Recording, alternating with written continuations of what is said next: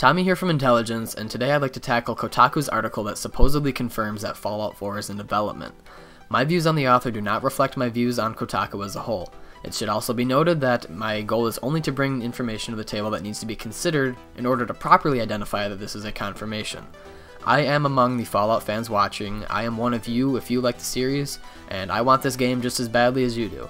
So bear this in mind if you disagree with anything I say. But please post comments down below of your opinions. I like talking to people who see things differently. It's the only way that you can truly learn about this. But please wait until you've watched the entire video so that you do not say anything that does not make sense. You need to watch this whole video to make sure that you fully understand where I'm coming from if you plan to contest my opinion whatsoever. So please keep that in mind. I'm very open to other opinions and I'd like to talk to you guys about that.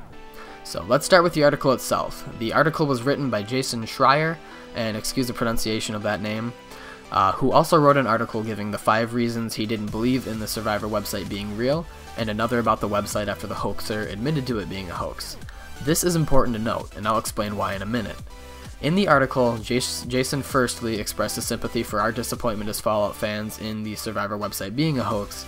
He then gives generic background information on the Survivor site and other rumors from this past year. He goes on to state that he received casting documents from an undisclosed source.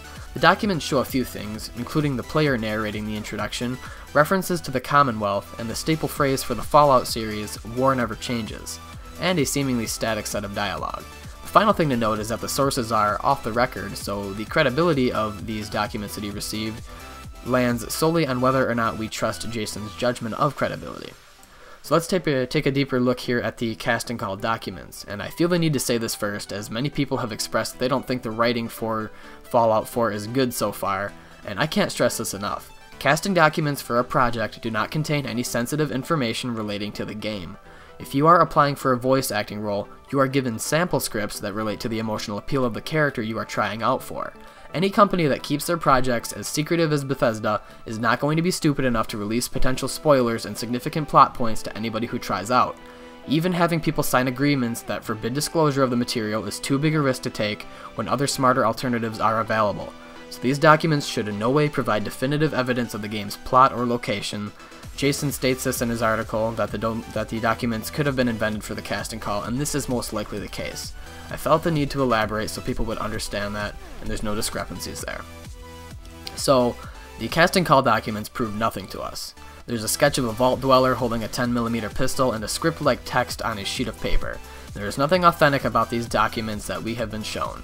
I am not sure if there are more documents. Jason has given us only these 2 to look at. He said that the casting director shown on other documents has worked for Bethesda before, but a simple Google search will bring you an IMDb article where you can find these names for yourself. Once again, we are solely dependent on Jason's credibility for reassurance that this is real. With an article that states in the title that Fallout 4 is real, his credibility had better go a long way. Let's take a look at the article where he states why he doesn't believe in the Survivor website. He gives us 5 reasons.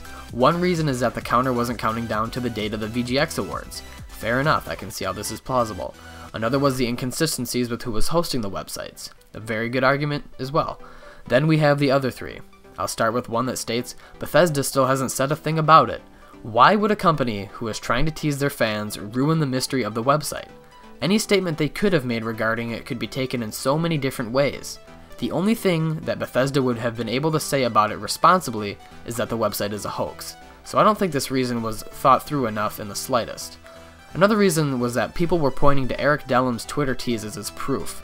This is almost laughable, so the fact that some people are trying to make connections between the site and other sources diminishes the website's credibility?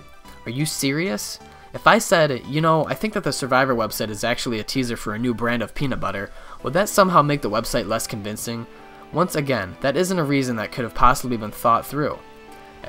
And last but not least, we have the reason that brings into question why a professional company would use such an annoying beeping noise in their teaser.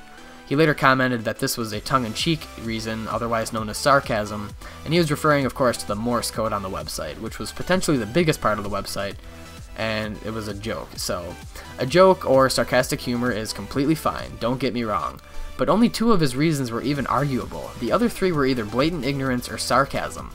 When 60% of your argument isn't good, or doesn't show any attempt of actual logical reasoning, you don't deserve to be taken seriously. He posted a comment on his next Fallout article, which was the one about the website being confirmed as a hoax, that he would resist the urge to round up all the comments telling him how wrong he was for thinking it was a hoax. Congratulations, Jason, you were correct in the same way a stopped clock is correct. You were lucky to be correct at the right time, but you aren't going about your job correctly. I wouldn't high-five my clock for happening to be correct, I'd find a new one that properly does its job. I can't comment on other articles that Jason has written because I've not read them, so I do not know if he is credible or isn't, except as it pertains to Fallout, where he shows that he doesn't take his time to formulate good reasoning, and when you are posting on behalf of a gaming website as big as Kotaku, you need to be way more responsible with your journalism. As far as the leaked documents go, I refuse to take Jason's word for it. The title of the article as a whole is misleading, the article is inconclusive, and there needs to be way more proof than what was given to accurately state that the game is real and in development. I'm not calling you a liar, Jason, but you haven't come close to convincing me that I should take your word for it.